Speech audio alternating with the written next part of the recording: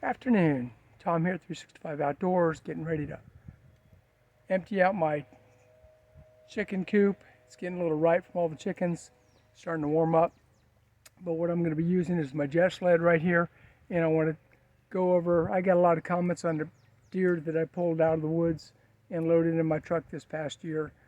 A lot of good suggestions on how else to load a deer in the back of your pickup truck other than using a Jet Sled. I appreciate all those comments, but until I can't do it, I'm going to continue doing it this way, just because I got limited storage in the back of my truck.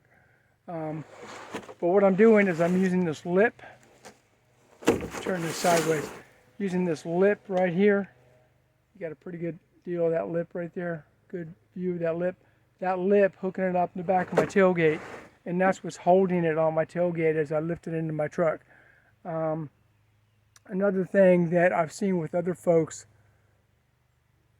using jet sleds and pulling deer out of the woods, it comes with this braided cord when you buy the jet sled.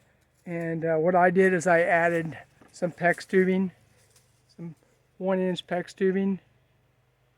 Here I got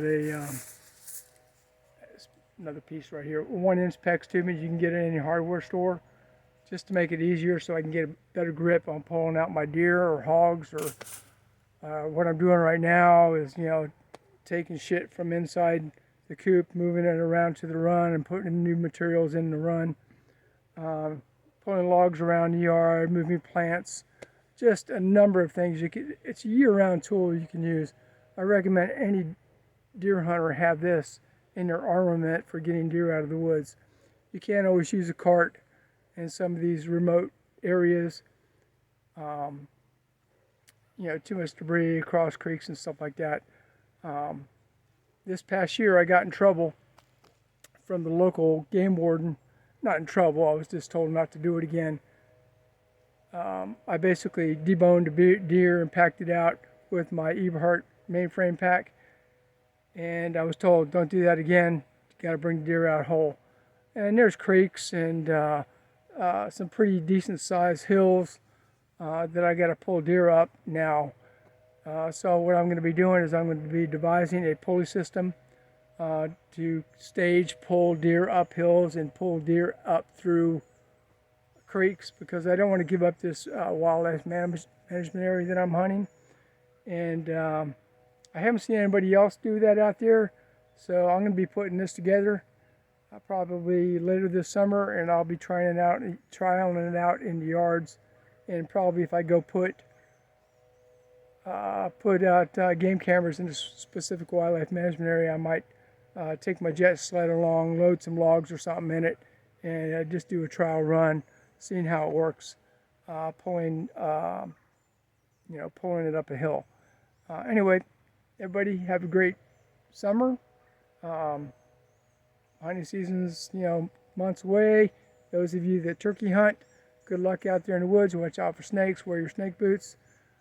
Take care of your any tick problems. Put permethrin on your clothes, and get yourself, if you don't have tick pliers or tick tweezers, make sure you buy some tick tweezers, because you do not want to leave that tick into your in your skin if once you go to pulling out.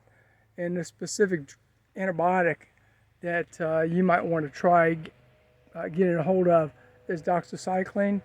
You can get that in a fish antibiotic, and if you haven't heard, any like prepper antibiotics that you could get, fish antibiotics, the FDA is cracking down on all that, and I think you won't be able to buy fish antibiotics within a couple months online or from overseas.